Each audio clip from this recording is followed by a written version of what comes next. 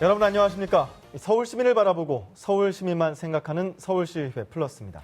첫 소식입니다. 지난 23일 제289회 서울시의회 임시회가 개회했습니다. 다음 달 6일까지 15일 동안의 일정으로 서울시정과 교육행정에 관한 각종 현안을 처리할 예정인데요. 네, 시정질문 첫날이었던 26일에는 서울의 대표 혁신학교인 강서구 송정중학교 폐교를 두고 날선 지적이 이어졌습니다. 서울시의회 임시회 시정질문에서 서울의 대표 혁신학교인 강서구 송정중학교 폐교를 두고 날선 지적이 이어졌습니다. 서울시교육청은 강서구 마곡 지역에 늘어나는 학생을 배정하기 위해 송정중 등 기존 중학교 2곳과 초등학교 1곳을 통폐합하는 조건으로 마곡 2중학교를 신설할 예정입니다. 이에 따라 송정중은 내년 2월 말 폐교될 예정인데 그간 제대로 된 공론화 과정이 없었다는 비판이 제기됐습니다. 송정중학교 폐교 주민 의견 수렴 공론화 절차 없이 추진되었습니다. 공론화 절차 없었죠? 예. 인정하시죠? 예, 부족한 점이 충분히 있었다는 있죠. 점을 인정합니다.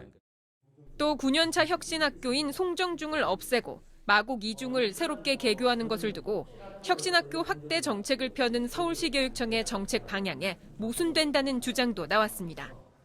시정질문에 참관한 송정중 학부모들은 조희연 교육감의 해명을 비난하며 감사원에 국민감사를 청구하겠다고 예고했습니다. 조희연 교육감 처음부터 끝까지 학부모나 지역 주민에 대한 입장은 전혀 없는 것 같아요. 폐교 반대, 송정중 존치하는 문제에 대해서 계속 의견을 낼 계획에 있습니다. 서울시 대표 정책인 비정규직의 정규직화 사업에 대한 개선 요구도 이어졌습니다.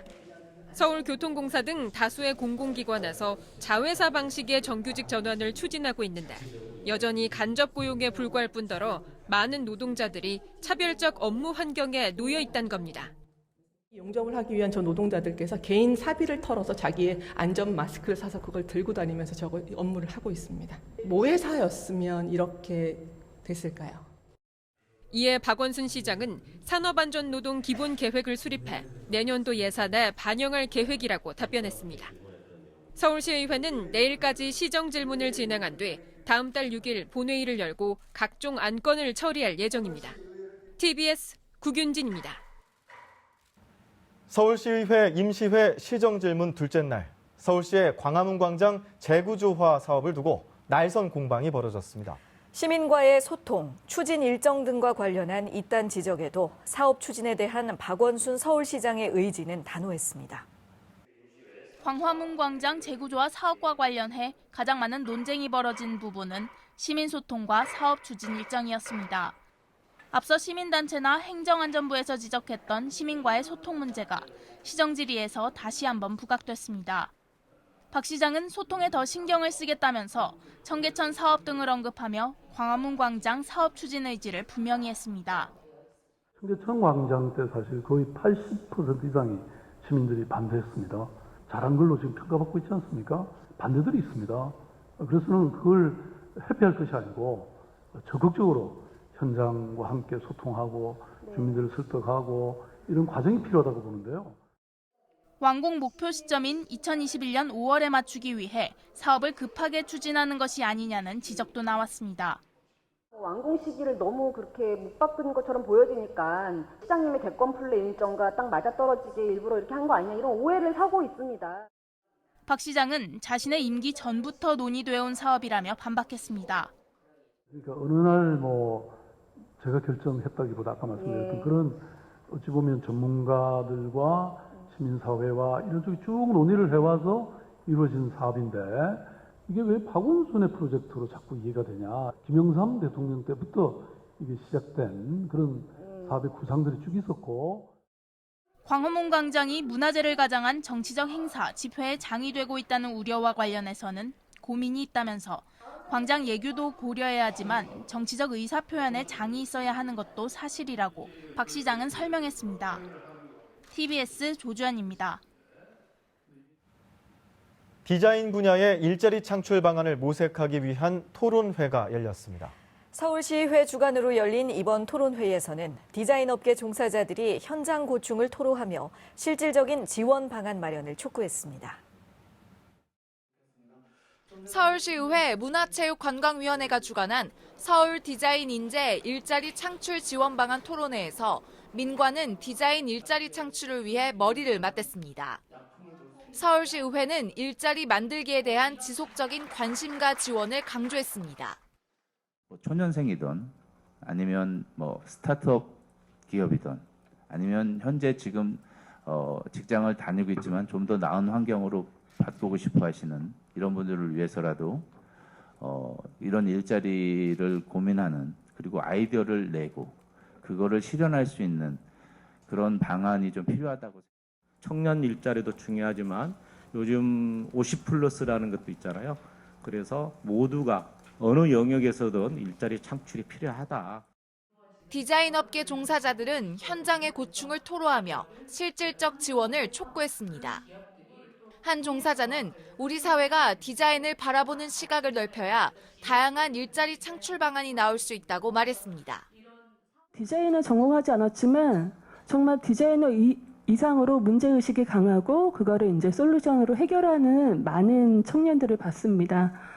디자인에 대한 경계를 좀 허물고 이 일자리 문제가 같이 해결이 됐으면 좋겠습니다.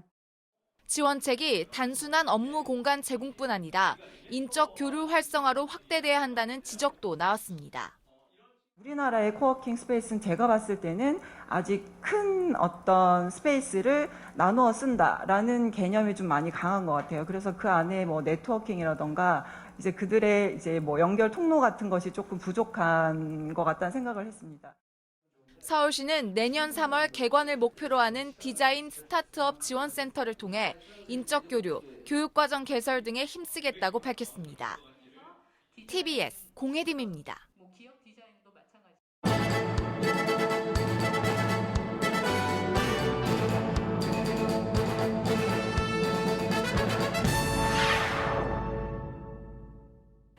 PC에서만 시청 가능했던 서울시의회 상임위원회 인터넷 생중계 서비스가 모바일로 확대 실시됩니다.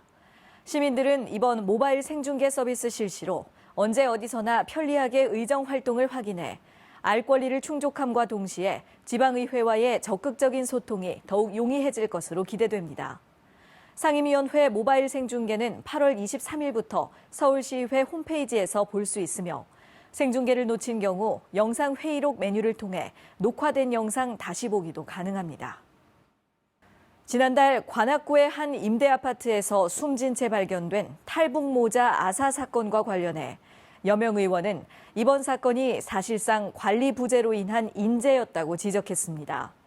서울시에 따르면 올해 1월 기준 서울시에 거주하는 북한 이탈 주민은 7,020명으로 전국의 23.4%에 달하며 최근 5년 동안 꾸준히 증가하고 있습니다.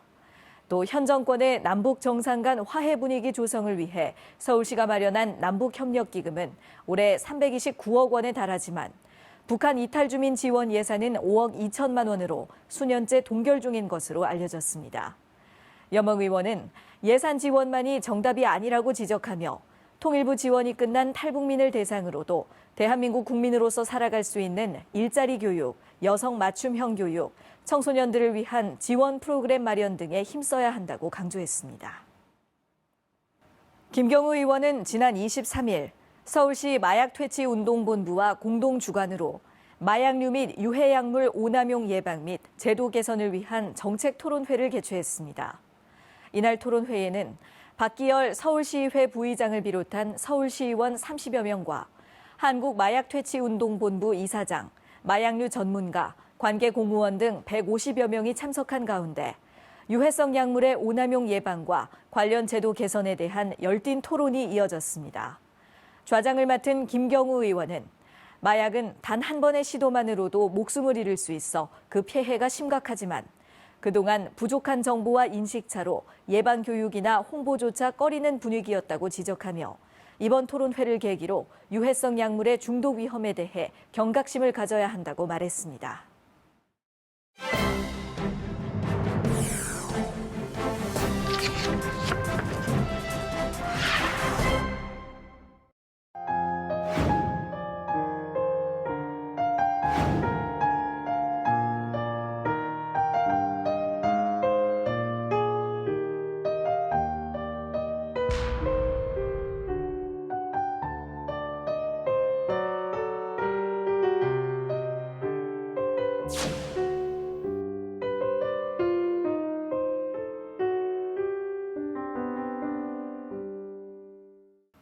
서울 시민을 바라보고 서울 시민만 생각하는 서울시 의회.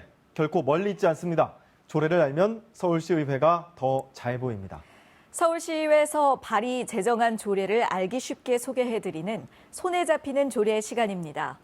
고령화 시대로 접어들면서 빈번하게 발생하는 안타까운 사고 중 하나가 바로 어르신들의 고독사였습니다. 폭염이 계속되는 한여름이나 추위가 찾아오는 겨울철에 일어나는 경우가 더 많아서 국가적 차원의 대책 마련이 필요하다는 목소리가 나오기도 하는데요. 서울시의회는 서울 시민이라면 누구든 소외받지 않고 복지 서비스를 제공받을 수 있는 조례안을 마련했습니다. 오늘은 서울특별시 건강돌봄 서비스 운영 및 지원에 관한 조례안에 대해 살펴보겠습니다. 네. 자, 이 조례는 말씀하신 것처럼 시민이라면 누구나 자신이 거주하는 곳에서 각자의 욕구에 맞는 보건과 의료, 복지 서비스를 제공받고 또 지역사회에서 함께 어울려 살아갈 수 있도록 지역사회 중심의 통합적 건강돌봄 서비스 체계 구축과 운영을 위해 제정됐습니다. 조례에서는 고혈압과 당뇨병 등으로 인한 합병증 예방을 위해 지속적인 관리가 필요하지만 사회, 경제적 이유로 건강관리에 어려움을 겪고 있는 시민을 건강 고위험군으로 정의하고 있습니다. 이들은 신체와 정신, 사회적 건강평가에 따른 보건, 의료, 복지 서비스를 연계받을 수 있고 개인 맞춤형 건강관리 교육과 정보 제공, 재활 서비스 지원, 의료기관에서 퇴원 후 지역사회 정착 지원 등의 건강돌봄 서비스를 받을 수 있다고 명시돼 있지요. 그리고 서울시장은 건강돌봄 서비스의 원활한 추진과 효율적인 운영을 위해 서울시 건강돌봄지원단을 설치, 운영할 수 있도록 규정했습니다. 네, 그렇습니다. 서울시는 올해부터 더 촘촘한 복지를 위해 서울의 동주민센터에 각종 돌봄 서비스를 통합 접수하고 관리하는 창구를 시범 운영하겠다고 밝힌 바 있습니다. 누구나 쉽게 돌봄 서비스에 접근할 수 있고 더 많은 주민들이 돌봄 서비스를 이용할 수 있게 하기 위해서인데요.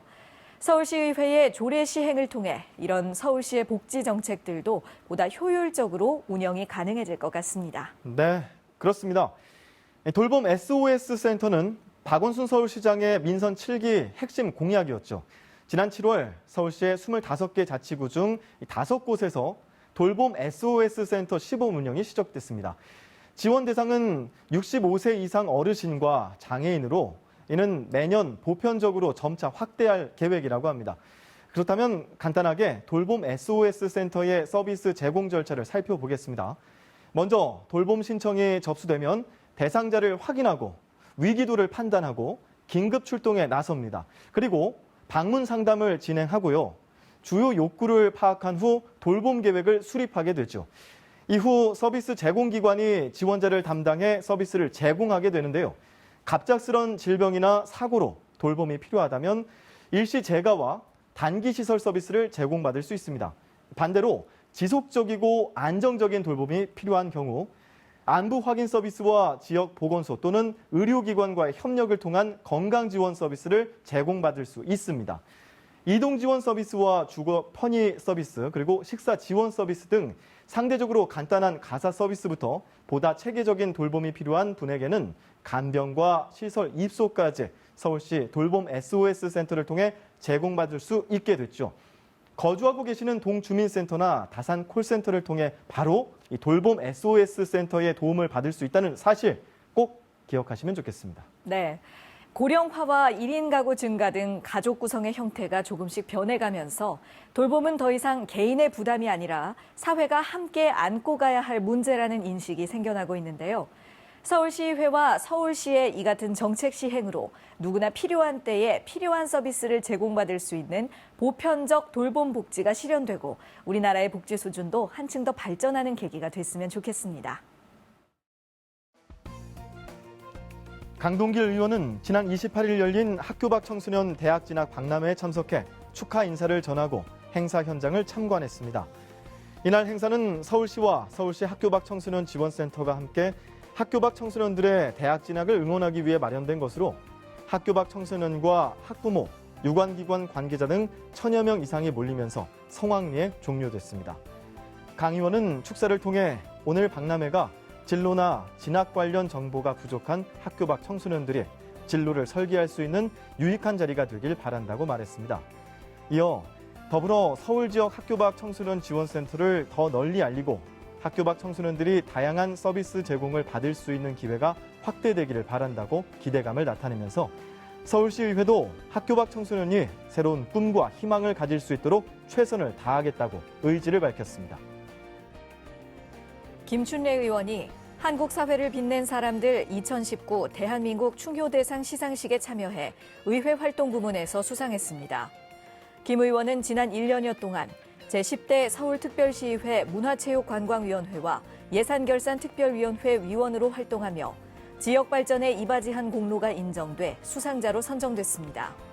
특히 이전 12년 동안 성북구 의원으로 활동하며 쌓아온 의정 노하우를 서울시에서도 유감없이 발휘해 서울시 찻동 방문 간호사 처우 개선과 교통약자를 위한 성신여대 입구역 환기구 개선 등 사회적 약자의 편에 앞장서고 힘쓴 공로를 인정받았습니다.